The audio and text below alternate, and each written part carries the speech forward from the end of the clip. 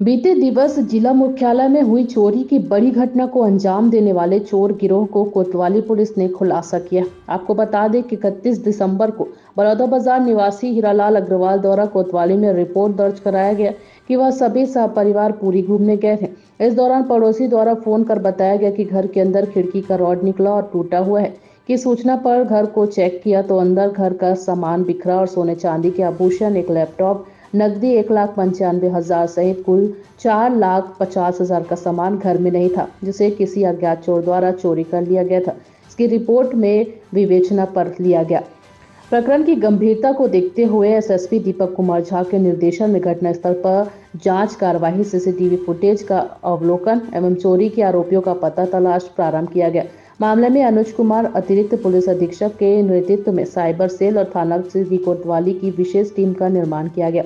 Team द्वारा take int CCTV footage एवं मुखबिर सूचना के आधार पर ग्राम कोलिया, कोहरोद, मुंडा एवं पेंड्री निवासी संदिग्ध 9 आरोपियों को पकड़ा गया, जिनसे पूछताछ पर इन सभी आरोपियों ने अपने कुछ अन्य साथियों के साथ मिलकर समृद्धि कॉलोनी बलौदाबाजार में चोरी करना स्वीकार किया।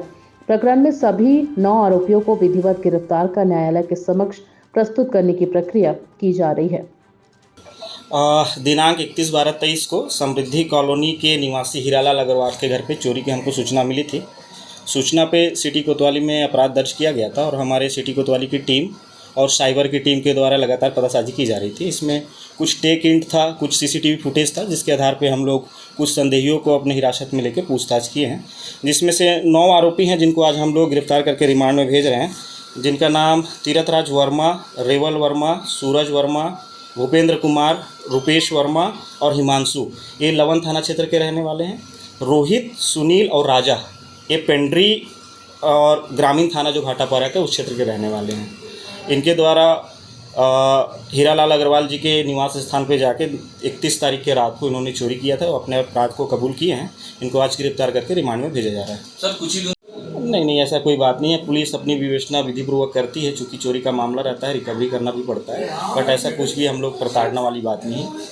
हाँ, अभी हम लोग लगातार पूछताछ कर रहे हैं। इनके कुछ आरोपी अभी उनके पतासाजी भी की जा रही है, कुछ बाहर भी हैं, कुछ लोगों से और पूछताछ की जा रही है। आने वाले समय में और कुछ संभावना हमको दिखाई दे रही है इसके। जैसे उनके घर से जो लैपटॉप था, कुछ सामान था, अभी हमको रिकवर हुआ है। कुछ इनके साथी बाहर हैं, उनसे और पूछताछ की जा रही है, जो आने वाले समय में हम इसका और आगे विवेचना के बाद बता पाएंगे। जेवरात के बारे में आगे अब विवेचना चल रही है, हम उसके बाद आपको बताएंगे। हाँ, ऐसा अभी हम लोग के प्रारंभिक पूछताछ में पता चल रहा है कि ये हमारे जिला बलौदाबाजार के आसपास क्षेत्रों पे घूम के आए और चोरियों के अंजाम दिए होंगे, जिसके संबंध में भी हम पूछताछ कर रहे हैं। 157-380 नकबजनी का मामला है। इसके तहत इनको आज गिरफ्तार करके रिमांड में भेजा जा रहा है। मेरे घर में आज 6 महीना पहले मुंडा वाले घर में चोरी हुई थी 30/5/2023 को। उसके बाद मैं बलौदाबाजार में रहने लगा। यहाँ दिसंबर में चोरी हुई है 30 तारीख को। उसकी मैं शिकायत थाना लवन में और थाना बलौदाबाजार में किया, जिसमें वो लोग कार्रवाई करते हुए आज आरोपी को पकड़ लिए हैं, जिसमें कोलिया मुंडा के आरोपी हैं। 9 आरोपी पकड़ाए गए हैं जो बलौदाबाजार में चोरी हुई थी। मुंडा की अभी चोरी अभी खुलासा नहीं हुआ है, उसकी खुलासा कुछ दिन में करने वाले हैं। मेरे घर में बलौदाबाजार वाले घर में 4.5 से 5 लाख की चोरी हुई थी, जिसमें नकदी और सोने चांदी जेवरात थे। मुंडा वाले घर में 9 लाख 9.5 लाख की चोरी थी, जिसमें भी कैश भी थे और सोने चांदी जेवरात थे।